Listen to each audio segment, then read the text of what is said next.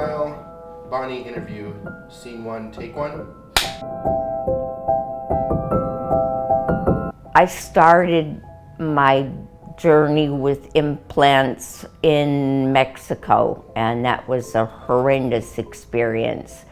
I came back up to the States, and I was lucky to find Simply Implants. And I came here on a Wednesday, and they had me in surgery by Saturday, which I was amazed that they could get me in that fast. Dr. Chafin and Dr. Brown came in and in a lot of details explained the whole procedure, how it would be done, explained to me that they would be the ones who were performing the surgeries, and that it was just amazing. I signed on, and I was here on Saturday, and there was no pain.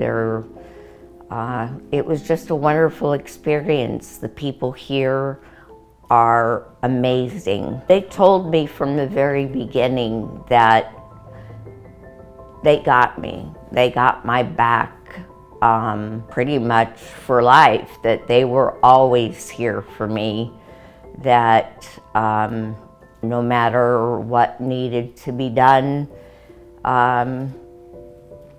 you know, they would always be here, and that has turned out to be true. I have needed a little bit more help than probably most, and that's because of my own condition with my bones and needing implants to heal longer. And I have had more appointments than most, and it's taken longer to get my permanent ones. But no matter how many appointments I've had, no matter how many times they've needed to make adjustments, I have not had to pay 1 penny more than what I paid from the very beginning. And the prices here are very reasonable. What would you want to tell somebody that may be contemplating or in a similar situation like that you were in about coming to Simply Implants? What would you tell them? Oh, I would tell them to come here.